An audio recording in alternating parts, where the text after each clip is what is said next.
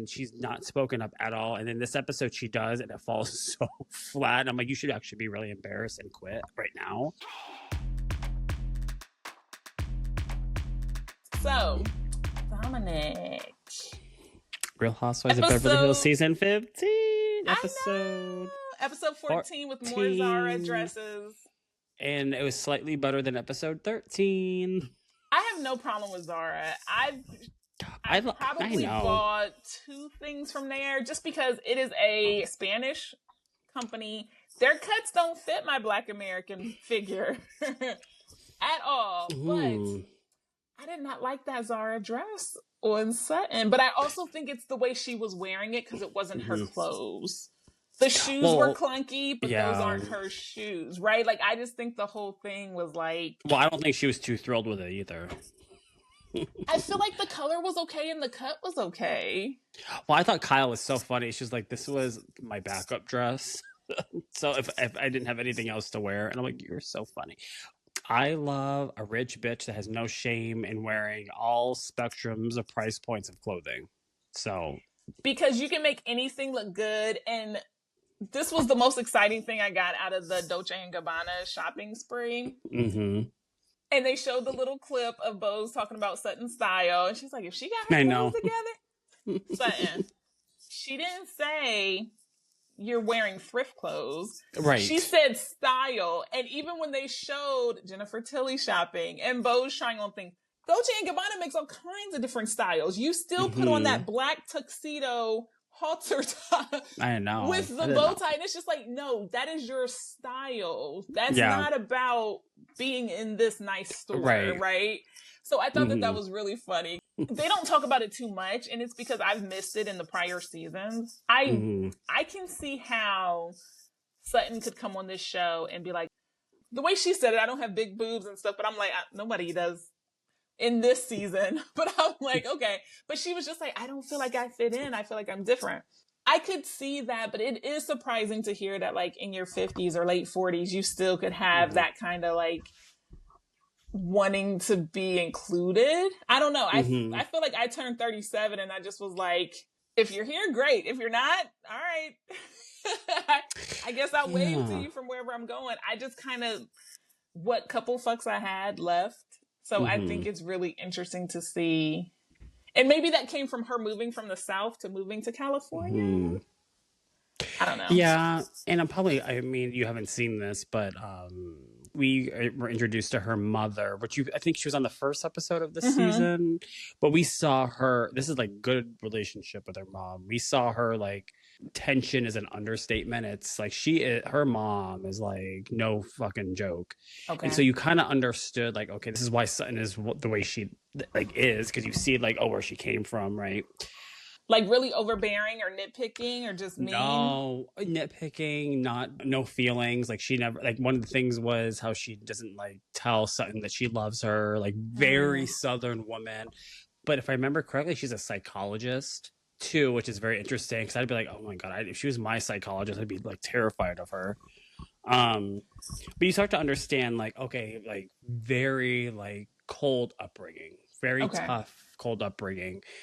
And I'm sure like we're all human, so I can imagine like that might ebb and flow when you feel like an outcast in society. And I can understand like, because she came on the show very prim and proper, so to speak, like very like from like I'm on the boards of the ballet and this and that. Like she knows Dolce and Gabbana, like I guess in a certain sense, and I don't know if this is fully it, but it's kind of nice to see someone like, okay, you can be friends with famous fashion designers and still have moments of feeling insecure in certain social settings.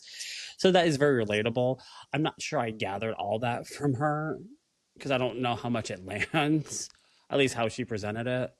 It didn't, because I had to rewind it. I was like, we've all heard of D&G. And I was like, oh, she said she knows them. I was like, oh, okay, that was different. And even as I said all of that before, that's not true. Because when you and I met, I really thought that our retail organization was the Devil Wears Prada headquarters. So and I was like, it's the Clackers and then it's me. And I never watched Ugly Betty, but I did have that Ugly Betty feeling. My God, not Ugly Betty. But I had a whole glow up once they kicked me out of one department and I went to another. And I was like, well, if I'm here, I'm going to just do myself.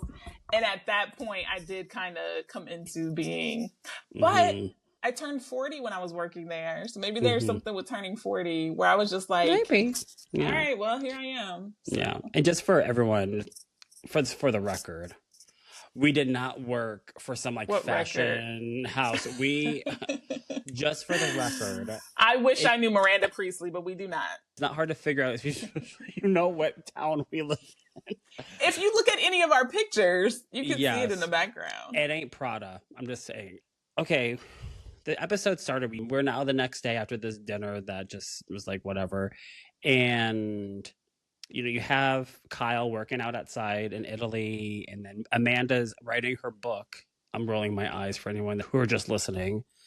And Sutton's talking to her, and Kyle, I would never buy anything that she's selling, but I am curious is it literally going to be like, oh, your bullshit blog post? Is it, to give context, she almost is cheapening an art form. Yeah. That does not deserve to be. So again, like writing, it's like, you think you can just like pump out a book and call it a day because you have some blog post and you think you have something important to write about. And I just feel like it cheapens it. You can, yeah, you can. Doesn't mean it's going to be good. Doesn't mean it's going to be good. And also the air that she has, that she puts on it, makes it feel like, oh, I just woke up and did this. And that part's not fair. Right. And so we saw a glimpse of that when she was downplaying Dorit's success for getting a book deal. And she has a ghostwriter. You can be on TV and you can possibly be famous. That doesn't mean you're interesting enough to have a book. And it doesn't mean people are going to reach out to you. Totally. If you are in such circles where this is just commonplace, that's amazing. Okay? Most of us are not. And that was one of the things I just did not care for about Amanda, because I signed up for a blog course and this lady who was a published author said, you can't even think about monetizing until you have 14 months of blogs. And I was like, all right, I got to write for at least 14 months. You write and you write and you write, and then you get 500 people on your website, and you get 1,000 people on your website, and you're like, where's the money? But I had full intentions of taking all those blogs and turning them into a book. And then Amanda comes on here and you find out that that's what she did, but she makes it seem like it was a walk in the park. And I don't think it's fair. It's not. Because like, I would love to be an author, and I've even considered self-publishing, but the way she I'm like, should I not self-publish? Like, she's making me feel like it wouldn't be worthy or valuable because it wasn't exactly the way that she did it. And I was like, you know what, Kyla? I was like, you have to think about it on the Carrie Bradshaw way. She had year and year and year of fictional newspaper articles that turned into her book, or in the Candace Bushnell way, the person who wrote Sex and the City, her real life newspaper articles became the Sex and the City book. So I'm like, think about it like that. Like, even if you do self-publish, that doesn't mean that a publisher or a book agent can't find you later and ask you to write more stuff. But like, I don't know, Amanda comes around and she just puts her own little like flippant spin on it and just cheapens and diminishes so much stuff. And I really don't think she thinks she's coming off that way. I think she feels like she's like, this is so regular to me that I don't get excited about it. I was listening, but while you're doing that, I was like, okay, I wanted to confirm a few things. Yes. Because she's making a big deal out of all this writing and giving shit to Dorit. You mentioned it already, but I think it's worth noting, and not for negativity, because if I write a book, I most likely will have to do this, but it is self-published, like as you mentioned. So as far as we know, a publishing house has not sought interest in purchasing her book or any future projects, which, just looking this up and like doing some research, it does note, which doesn't make sense for someone who maybe wants to be greedy with money, that as a result of self-publishing, Amanda Francis maintains all revenue and control over her literary works. So she keeps all the money, which when you think about it in that way, that's not shocking that she wouldn't have to give a percentage to, a publishing house and to whatever, blah, blah, blah, blah, blah. Or even a ghostwriter, maybe just off of sheer greed. She refused. Yeah, well, her ghostwriter most likely is ChatGPT. But in addition to, so I was like, okay, let me look into this. So I said, where was it best selling? Because she keeps saying this, best selling, best selling, best selling. When you hear best selling, I wrote a best-selling book. What does your mind go to in terms of like when you say where is it best-selling? What is the list? New York Times. Okay, thank you. And I think that's fair to say, right? Like when you say, Yeah. like, okay, music, for instance, there's different charts, but when an artist releases music, it's like, I reached number one on the Billboard charts. Like that's kind of the echelon. That is kind of the, yes, my song might be number one on iTunes right now. That's an accomplishment. So I want that to be set out there that anything is an accomplishment. But because I don't like her and I think she is not nice to other people, I'm going to lessen her blow a little bit. I said, where is it best selling? She has global and digital platform success. So that would be Amazon. She did debut as an Amazon bestseller in 13 different countries. Her overall ranking at its peak is it did reach number 18 out of 40 million books on all of Amazon. And in Audible, within 48 hours of its release, the audio book was the number one fastest growing book on Audible. Okay. So I just want to make sure, so it's not a New York Times bestseller. And no, it's not. First of all, the fact that you are on vacation at a gorgeous villa in Florence, Italy, and you're spending your time writing a book, why don't you enjoy the surroundings? Why don't you enjoy the cast members? Why don't you go for a jog with Kyle? This adds to every week we talk about she's doing manifestation wrong because she's so obsessed. You can't even give yourself 3 days to write down the idea and then start on it later. You're like, I have to do it now. Like your workaholic ways are so counter to manifestation. I can create anything. And you sent me a couple behind the scenes clips because she's calling this book Godly AF. And you already know what it's going to be about.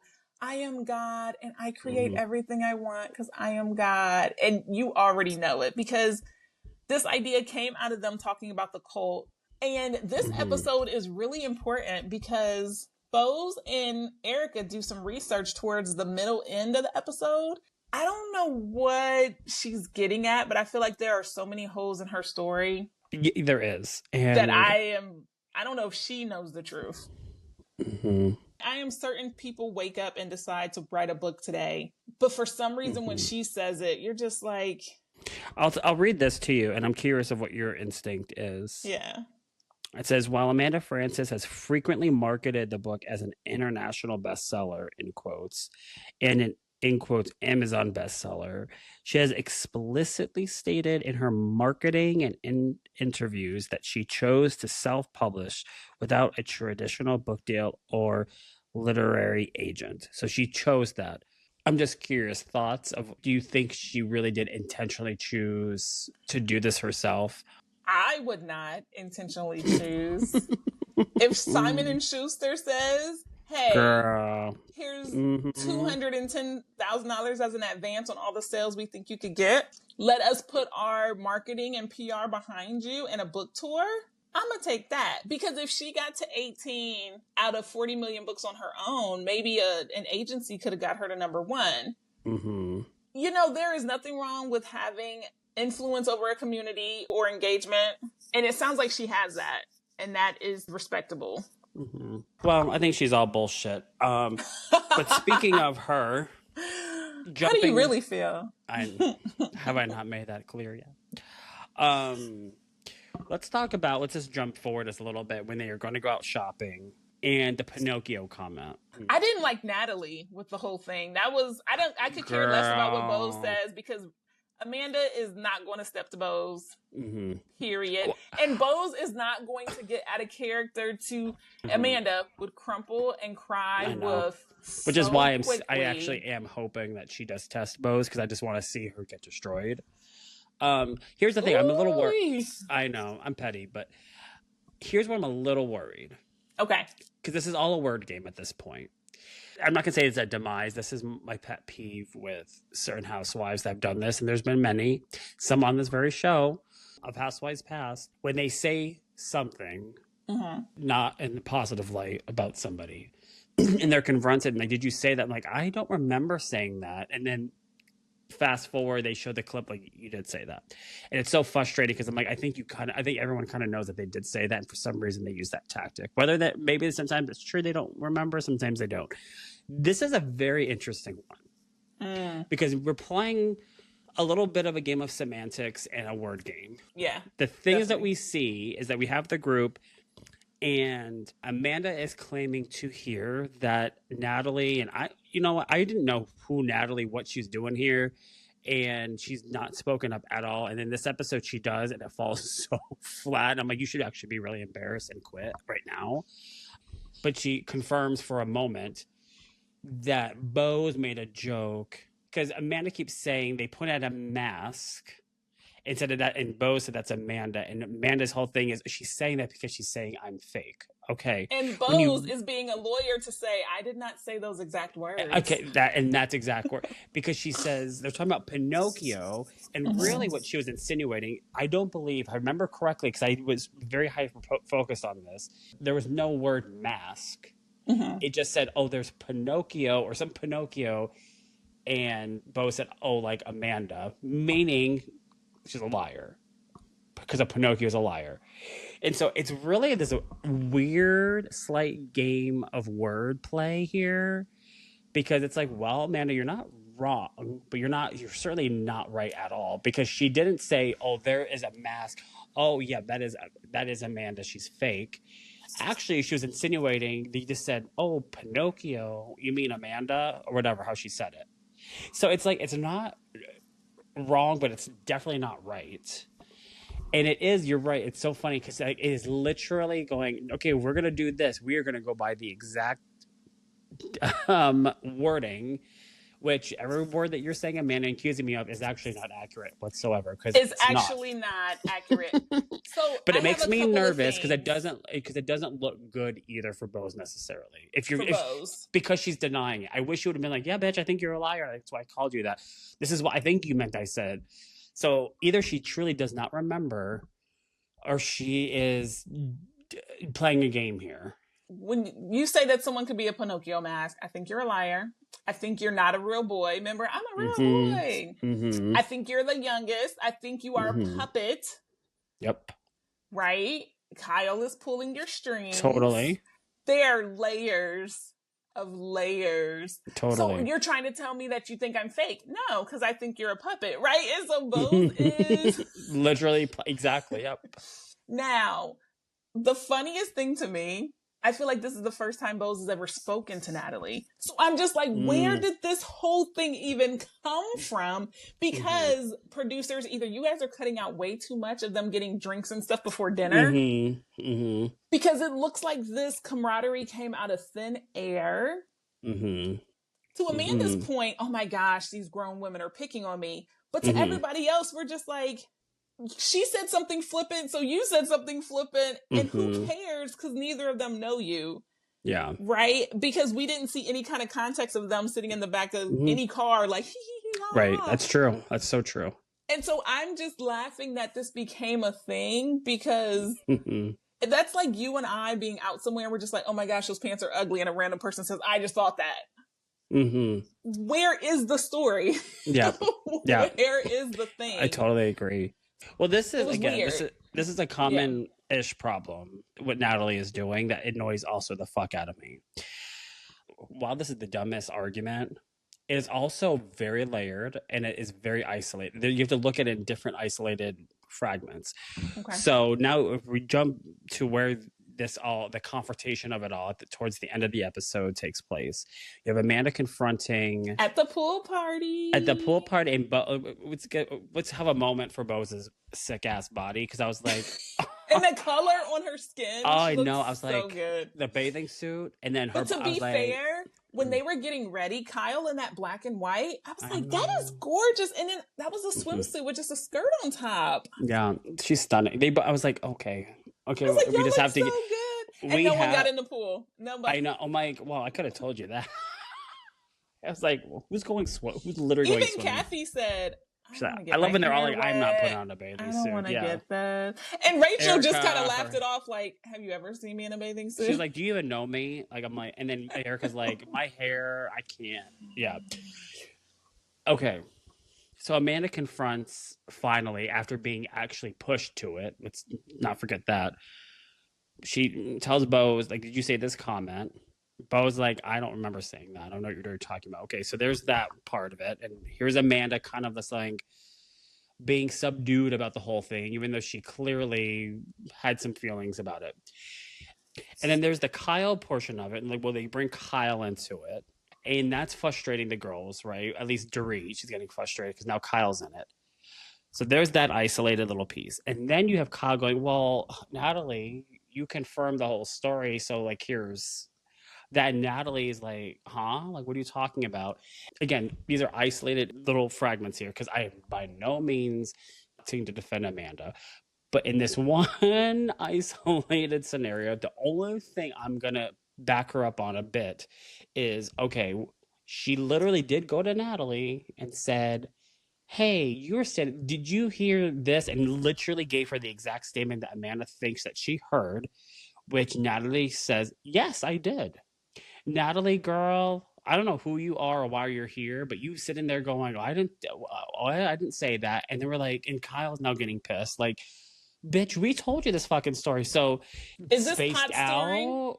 Like if you wanted someone to like own drama, is this it? Okay. No, this is stupid because like stepping out of it, you look at Natalie, whatever that was, and that was like, what the fuck? Are you okay? Do you know how to comprehend a sentence? Because if I ask you, Kyla, you were standing there, you told me earlier that you heard what I told you. Can you please repeat back to me what you heard? And it's like you going, you know what I heard. It's like, that's not a question that I asked you. I know. And so that's why it falls extremely flat. That is not, I don't know what that was. It was very frustrating because it was just like, did she have a stroke or something? Like, what was that? It was cringy and embarrassing. And you saw her like, it's almost like she realized for the first moment, oh shit, I'm on the Real Housewives of Beverly Hills. That's what it feels like. Like she has not been here. Because she is like a friend of Rachel, I feel like Rachel was sitting across the room like, what the fuck? She's like, you're not my friend no more. I thought we only separated for a couple hours. What did you get into? It is now you have two things. It's like, well, everyone's already pissed with Kyle because she's defending Amanda. And they're like, bitch, what the fuck are you doing? But also now they're kind of pissed with her additionally because it's like now Kyle looks in it and Kyle's getting mad, which then makes them, all the other girls, frustrated. Because it's like, whether Kyle and Amanda are right or wrong, that's not the point. It is, this isolated incident is, hey, Natalie said this to them, to these two girls, and now she's saying something completely different. And her whole story is... Because no, I don't. I would like to know why, though. Amanda went to her and she was like, did you hear Boz say Amanda's fake like Pinocchio or fake like that mask? The mask, yes. The mask. And none of those words were said. Natalie would have to say, no, I said, oh, who's Pinocchio? She didn't want to own that piece. Because if she said that, that's a good point. Boz would be like, oh, bitch, all what? I said was her name. Yes. But actually she wouldn't, because then she would have to confirm that she did say that she heard it. Which is why this is incredibly layered. I could imagine she laughed at that joke and she did not think about it again. Think about it twice. I could absolutely imagine. I agree. And for you and I to sit here right now and be like, how could you forget? Because they are on a whole trip of stuff and people and things. Mm-hmm. I could absolutely imagine that. Natalie is the one who stepped in it. Natalie is the one who should have been like, I said this, and then she said your name, and I laughed. So yes, I am as culpable. Mm-hmm. The whole thing was fucking stupid, though. Well, you bring up a really good point, and I will say this: I didn't even think about this angle. Yeah, Natalie said the comment, and it's on camera. We saw it. They're gonna play at the reunion. I'm sure they did. And Kyle said it. The cameras don't lie. You know who doesn't lie? The camera. And there's been no truer thing. But here's the thing: everything that she's doing is 100% and only a defense for Amanda. I actually don't think that. I think that's how it started. I think Kyle Richards, the OG of the show, the last 15 seasons, is saying, hold on, this has nothing to do with Amanda. This is strictly, bitch, I came to you. You said this. We agreed, blah, blah, blah. Now you're sitting here and you're saying a whole different can of worms. Bitch, now I've been putting my life out here for the last 15 plus years. The cameras don't lie. And she is right. In that isolated incident, 100%, Kyle Richards is correct. Because that is what was told her. Whether it was right, wrong, or indifferent doesn't really fucking matter. It is, we're hanging out. and I'm sitting next to you, and you say to, like, I don't know, my best friend Colby, you say to him, like, oh, Dominic smells weird. And then I go, and I tell somebody else, well, you know what Kyla said? Kyla said I look bad in red, which is not what you said, right? And I go, hey, you know, so and so, did you hear Kyla say I look bad in a red shirt? And they go, yeah. Here's the thing. That is the statement at hand. So it doesn't matter. No, you didn't say You're that. right. Yeah. But if I'm confronting the person that I just said that to as an isolated incident, it doesn't matter whether who said that statement or not. The thing is, oh, bitch, you're lying now. I know. Because you told me you heard that exact statement that I repeated to you. And now you're in this fucking group. And I think you're also right, too. The second thing is I totally agree with you. And I think Natalie 100% remembers what she said. I don't think Boz, who is as fabulous and amazing as she is, she said it and it went out of her brain and doesn't even. So she's probably like, did I say that? Because I don't. And also running the logistics of the trip. I'm sure she's got people and drivers and stuff. Is this still happening? Is this still happening? Are you guys coming back? I'm sure she did not think two more things of it. But at the pool party, Boz goes straight to it. I don't care what you think you heard. Come to me and say, did you call me this thing? Or do you think I'm fake? Because that's the root. But I don't care if Amanda is 21, 27, 41. It doesn't matter. If you are not fake and you are so holier than thou, because I refuse to call it manifestation. You are so holier than thou and you are not fake. Who gives a flying fuck what she said? Listen, you guys, I am not saying you need to have a sense of humor. I can appreciate that probably hurt her feelings. Well, then decide to not get close to her and keep it moving. Don't pick and choose. I won't get close to Boz, but I'll get close to Natalie because now she's my ally. Fuck that.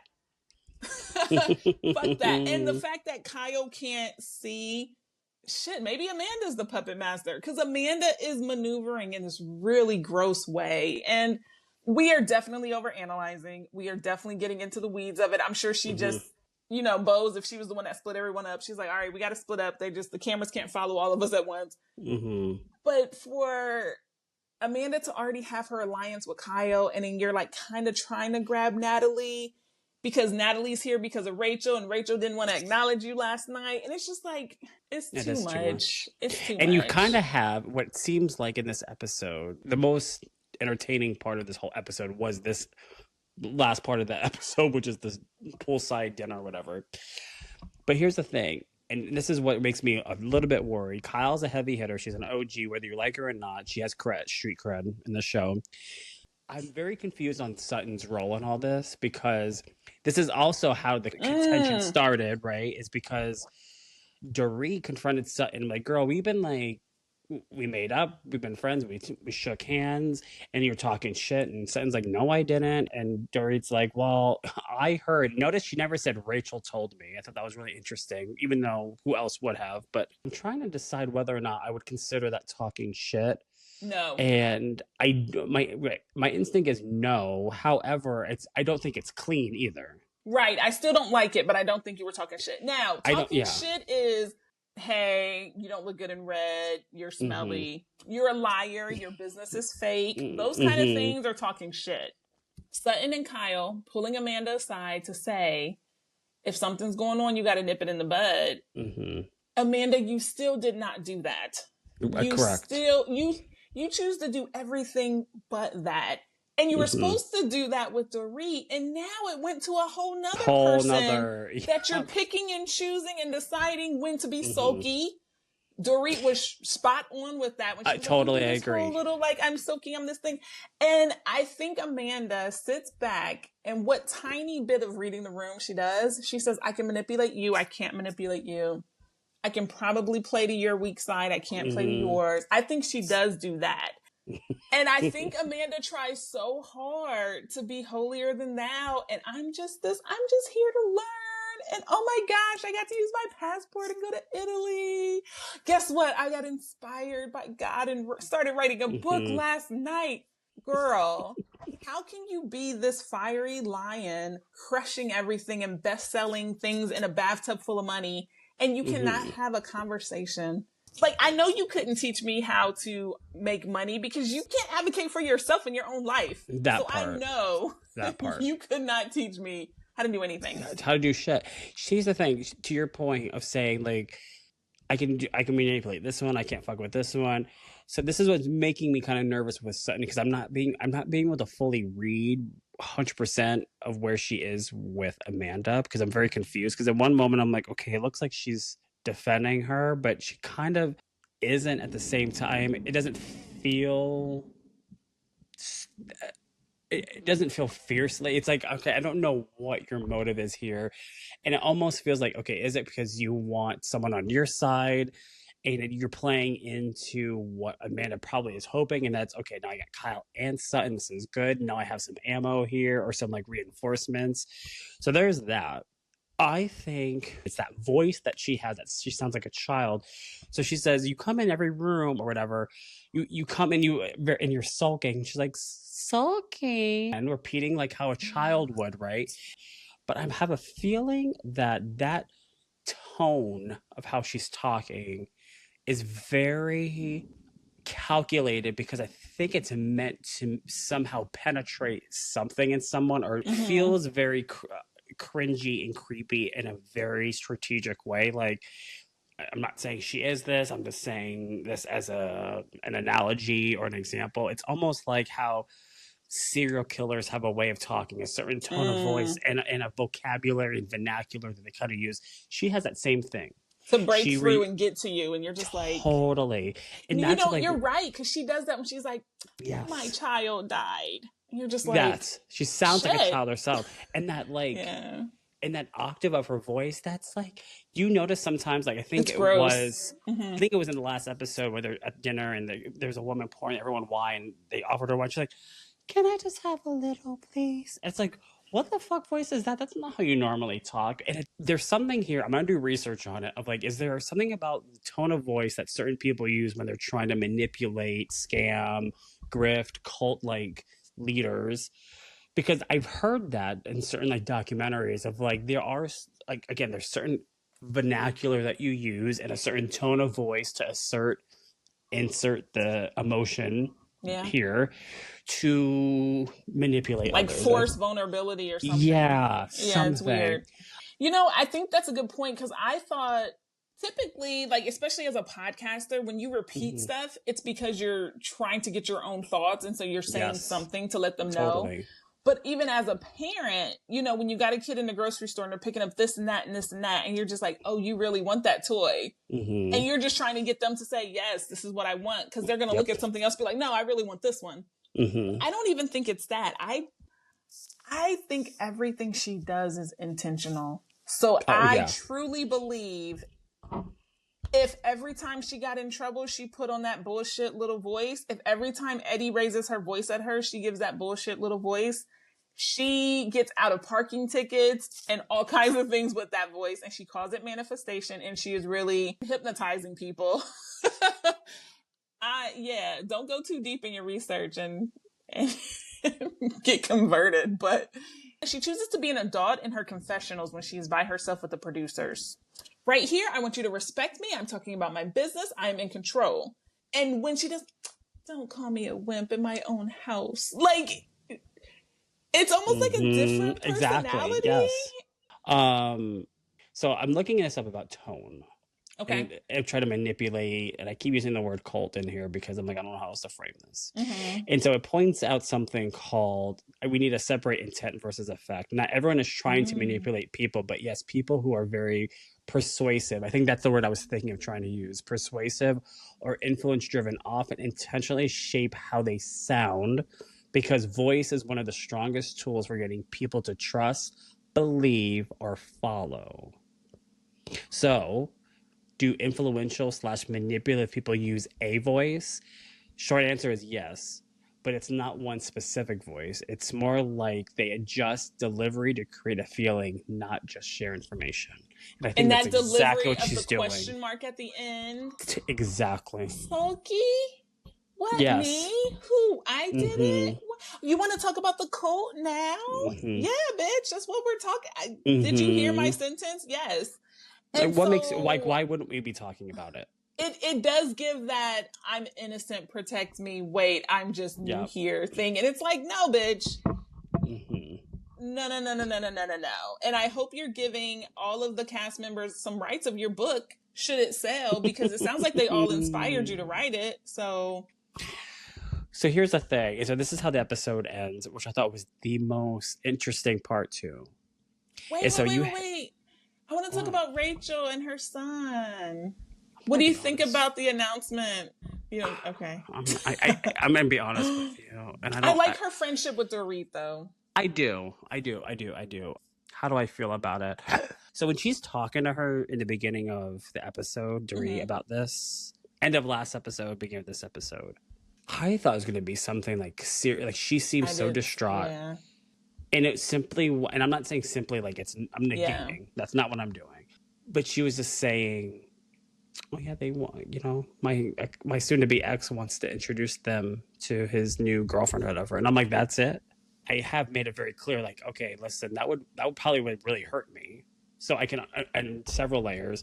I hate to say this, I just did not care. I was like, okay, like I thought we've already done this already. Like, I mean, to be fair, everybody in the cast is going through heavy shit. The only people who aren't are the friends of, because we really don't know their background. Maybe story. I think I'm fatigued. And you're just like, and when I saw the clip, because remember, it showed a little thing of them going on commercial, and I was like, oh, are they talking about men and like gossiping and stuff? Because they were like on the bed, like, oh my God. Yeah. And I was like, oh my gosh, I was like, what's the tea that these two have? And then she's like, that would have been more. I wish it was more of that, where you just said, I wish, like, girl, I fucked this guy last night, or whatever. Or guess what? It really was a date with PK or something. Exactly. Just like, what? Right. That would be like, okay. I think I'm fatigued. So then to find out what it was, and I didn't get it until while they're shopping, she's like, my sister is going to pick him up. If you do not feel comfortable there, you do not have to stay. And I was like, I love it. I love to be in control while you are on a different continent. You are like, it's handled. Call me. Because that is, you want your kids to reach out to you when they have an issue. Totally. And it's really hard because, like, yes, you have your own life. You're your own person.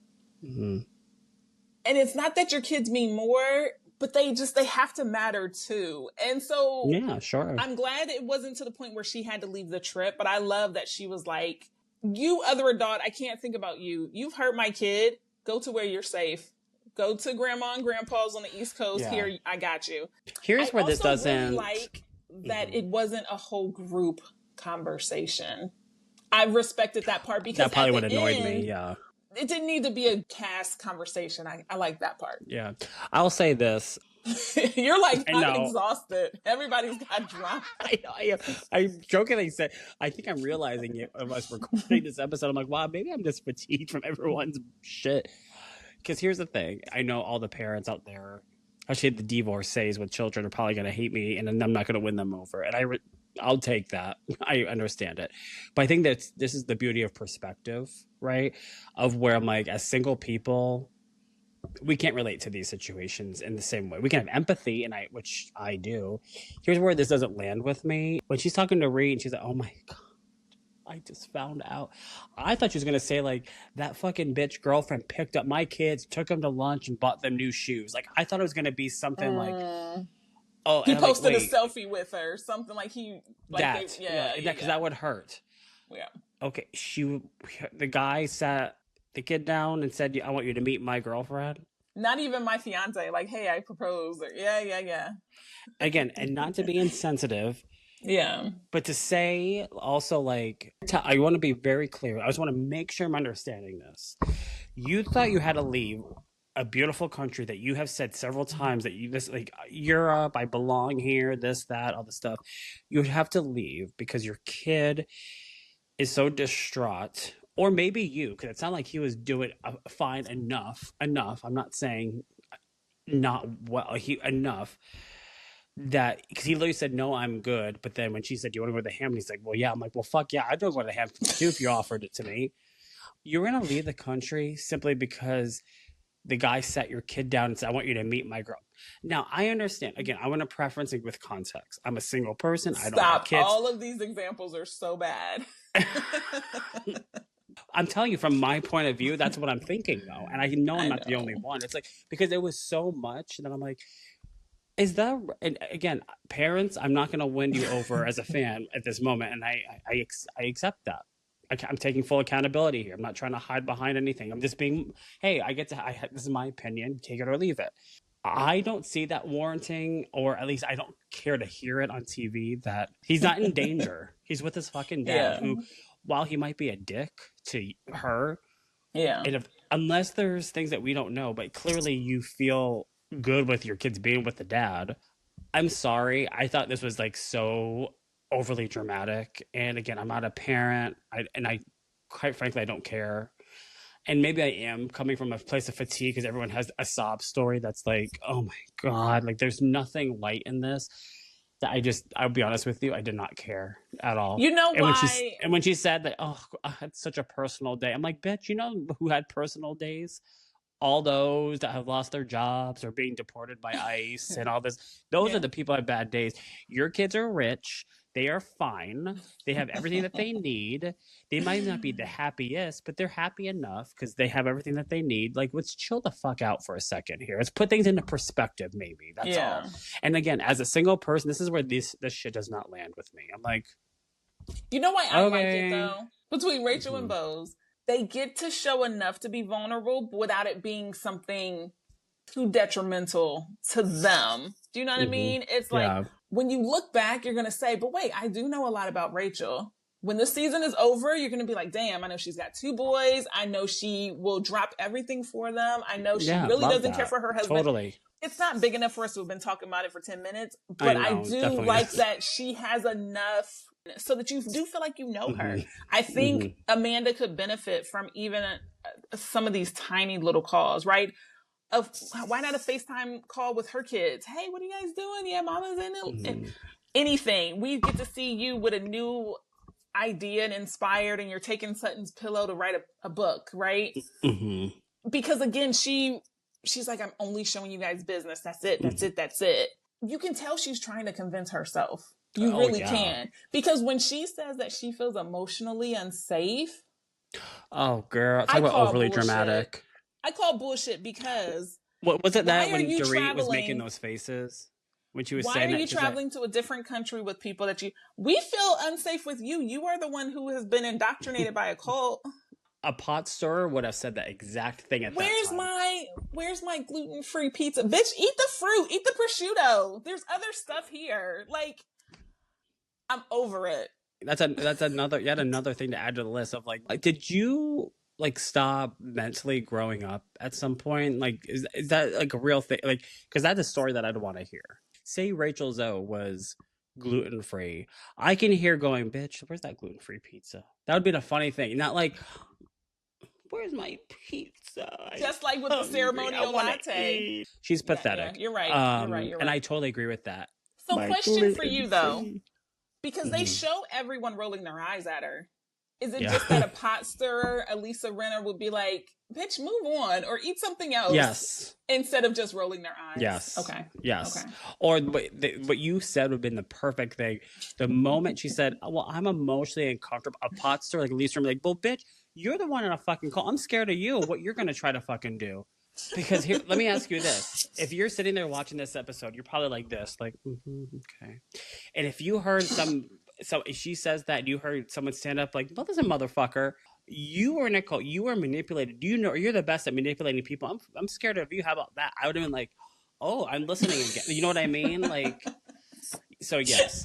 Which brings cast me, you guys. Well, clearly, I guess you listen. You said you couldn't do it. I'm like, I think you could. Which then really does bring us to the end, only because I thought it was really interesting, kind of comical in a certain way, where they all separate in different rooms and Amanda to talk about each other. Yeah. But I think it was funny because the dichotomy of conversations, they kept going back and forth, because basically Amanda was saying, I really think I made headway with the girls. And I'm just like, did I miss something? Literally nothing was said that everyone was like, I think I get you more. And then at the same time, you have the good And wasn't conversation. Sutton in there with her? Sutton, Kyle, and Amanda. Yep. Because the other room, it was Boz, Dorit, and Rachel. And that's when, I don't know if That's the room I want to be in. Well, because I think I have it written down here. Because they're going back and forth. And Boz, and this is since the cult stuff started coming out, it's like someone clock her. And it's what we have been saying. I just want to say, we've been pointing this out since the very beginning. Boz literally ended with comparing Amanda's following that she's building her business to a cult. To a cult. She was like, no, she is the cult leader. She is the cult. And she said that. And she literally used to sell mugs that said that. And we were laughing at them with your Temu printed mugs. And we have it screenshot where she had that on there. Like, she was proud to say it. Like, oh, you guys think I'm a cult leader? Great. And that's where that is not owning your narrative. No. Bitch, that is terrifying for you to say, yeah, I'm the cult leader. Yeah, great. Oh, if everyone says I'm going to own it. Ma'am, what are you doing? But you know, here's the thing. And I do remember several episodes ago, in some degree, I was like, I think Boz will be the one to tell Amanda about herself. And then I think I was like, maybe not so much. I don't know. I think she did a little bit in this episode, but I'm really curious of like, okay, Boz is clocking the fuck out of her. And she even called her again when they were going to her house and she talked about her floor mat and they're in the car. She's like, girl, we need to see these KPIs, or I can't remember what she said. Like, she was using some corporate speak. I'm like, I'm loving this. Boz has been studying her and her body language because she's a marketer. That's what you do. You pick up on people's body language. Like, when you're telling a story, giving them a commercial, you want to see how are they going to react and feel. What are they going to do? What are they taking from it? So she is seeing all this, and I am so hoping that she just dives into this motherfucker, because I cannot wait to see it if it happens. And I'm really hoping that is a precursor when she says at the very end of that episode that her business is a cult. And I'm like, we have been saying that on this podcast since we've met her, basically. I'll tell you this. I followed Boz on things. I've read her book. I've done a couple things. It can get bad real quick. Because the weaponization of a white woman's tears are not... It can get bad real quick, but I know if she is the one to call her out, she will have calculated it and decided, I will be the one to go down on this. It's worth it. And so for that, I do trust Boz to know, if you decide to do it, girl, go for it. Boz is a wordsmith. She will have thought about it. So. Boz is a wordsmith. And that's why, and I hear what you're saying, and I agree. And I'm very trepidatious, especially on Beverly Hills. Last year was the only year, and unfortunately the only one, that there's only one black girl on an all-white cast, one singular. So, of course, and Garcelle has been through this a little bit already. There was a couple of seasons ago, I think her thing was with Dorit, actually, about that very topic of like being painted out to be an angry black woman. That Dorit claims she is not aware of those tropes and those microaggressions that exist. I think Boz is a very different machine in terms of, she is both, but she's also corporate. She's a wordsmith. She's highly intelligent. She's in boardrooms, so you have to have a certain vernacular that you use. She's emotionally intelligent. She reads emotionally people. Intelligent. She's a marketer. She has that intelligence of like, she knows how to communicate, that she's born to storytell.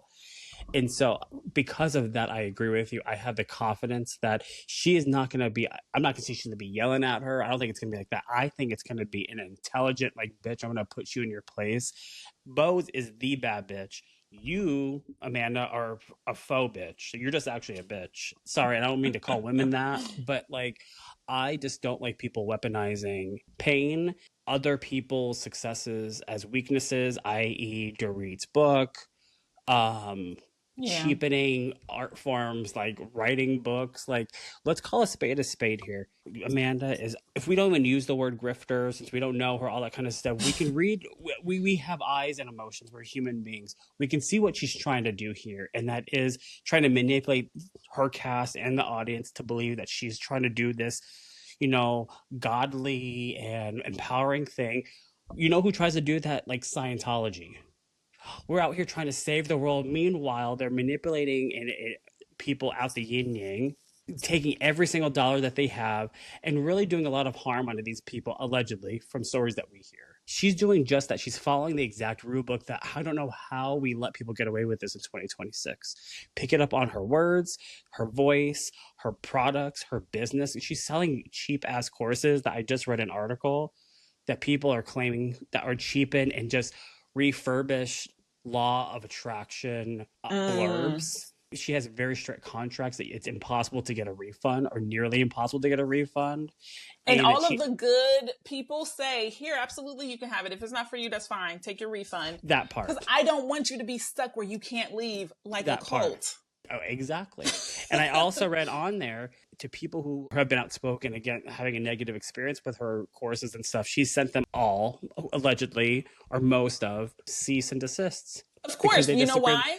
Because that's how she learned it. You're not allowed to talk about the church when you leave. You intimidate. That you is disagree, terrifying. You intimidate. She has just repackaged the same thing and she probably can't even see it. Well, it almost sounds familiar, doesn't it? It's almost like we have a very powerful person in this country that if, God forbid, you say something that's against in any kind of way, you are somehow lying, fake, and we have to destroy your credibility. Emotionally unsafe. Emotionally accosting unsafe, me. Accost. Like, these are very powerful, big words, and they don't apply to this situation, ma'am. Scary. So I'm really, which leads to the big fight, I guess. And you know what's so kind of nerve-wracking is I haven't listened to it. I think it was on Andy Cohen's radio show, but I guess he apparently had said that this is not a good episode. I think this is actually, he said it's Kyle's worst episode, like, of the season or of the last 15 years or something like that. Wow. And I'm like, oh God, rumor has it it's not. It will not look good for her, which makes me nervous. I'm like, what does that mean? Or the only part I remember seeing was Dorit walking away from Kyle and Erika saying something like, I'm over it, or... Right, I saw that too. Yeah. So this is going to be very, very interesting. I know. I really think Amanda is out. She's trying to get you, Kyle. She's trying to bring you over to the dark side. Blink twice if you need someone to save you. So real quick, to leave or to end this on a high note, do you have to pack an empty luggage bag to bring back all the stuff you buy when you're on vacation? Like if you're on this show? I was going to say, you're asking me personally? I've never been to Are you going to talk about how when Dorit and Rachel, they're talking in the car? All of those bags. They're all Gucci bags. All those and we Gucci don't even bags. see them. No, that's where they went. We were seeing the others at Dolce & Gabbana. But I'm like, where are this stuff? Are you sending it back separately? Or is it going back with Boz's personal assistant? Well, did you notice, and maybe I'm not 100% certain, but when they were all leaving shopping and, they all split up, the majority of the girls minus Dorit and Rachel, they were all in their vans, and it was like daylight, I believe, outside. And then you saw them in their like car, and you saw behind them like literally trunk full of Gucci shopping bags, and you saw them walking in the house, and it looked like they had like, you bought that much shit, or is there like one piece per bag or something? Like, I was like, what the fuck did you buy? I know. So, I'm like, yeah. Well, they're rich. They probably shipped it, which is kind of, that's very rich people problems. Very, very. You guys, next time we record, we're going to talk about the seating chart for the reunion, because they recorded that already. The reunion. Done. And I want to talk about the seating chart and what we think we're going to get. We should do a little half hour, 45-minute bonus for the people next week. I can't wait. I think we haven't even plateaued because it hasn't even gotten good. I think this is the tipping point of like, I hope whatever happens in the next episode does not fall flat and it's actually like good. I think they're protecting this season because I've been on my iPad searching. I'm trying to find pictures from the reunion. I think for what little engagement and like fun we get in the actual episodes, for this part, they are treating it like a job. They're like, y'all, if you want to hear anything, you've got to watch the reunion. If you even want to see what we look like, or they're waiting to do a special teaser once they know it's scheduled to come out. But like, yeah, usually you'll get it. They're not playing that. What happened with Salt Lake City? Lately, I feel like the reunion trailer comes out like the same time, like right before they do the season finale. Usually you have the whole season comes on the season finale. You see the very last episode and then they show the trailer. Now it's been coming up like before they even aired, the season finale comes on Okay. TV. So hopefully they do. I feel like they should, because I'm like, this season has been so lackluster in a lot of ways. So I'm like, just give us the fucking trailer already for the reunion, because that's probably going to be the only like decent thing about this whole season. I have so many About the questions. reunion? Oh, you mean like in No, general? I'm just like, how do Kyle and Dorit come back if they're just not friends? We just don't see them interacting at all. Someone's got to go, or be friends and cut this shit out. Make amends. Be like, listen, we used to be best friends. Let's do it again. We're going through a lot of shit, and we have seen this story so many times of like the same old storyline with two friends, Teresa, Melissa, in their case, family. Like, we can't see another season of Kyle versus Dorit. I think it's just because there's literally almost no movement. Here's the thing. At least with Teresa and Melissa in the Real Housewives of New Jersey, they fought for years, but it was ever evolving of like, the goalposts moved. It wasn't always over the same exact thing. Now, okay, fighting is fighting, and I'm just so over it.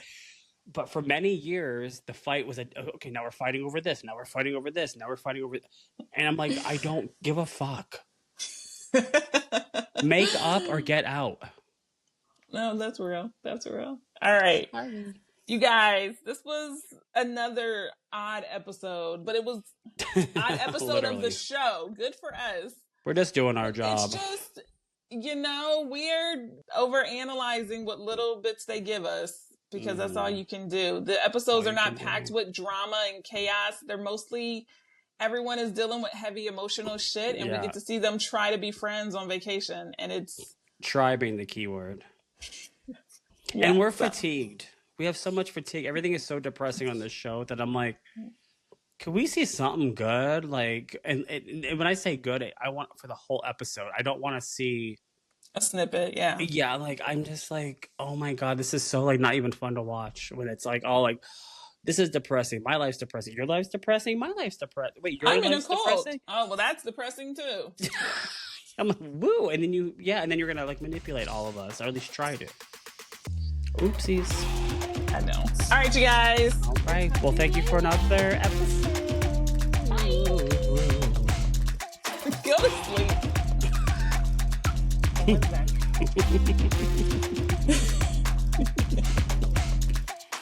Look, man, have all the opinions. And I reserve the right to follow. Well, she is a lawyer's daughter. She is. She's such a good negotiator. We told her the other day, we were like, you can only have one book tonight. I think we were doing something or late dinner or something. She picks up the dictionary. We're not reading that. The rest, so she's, yeah. Listen, one can only aspire. All right.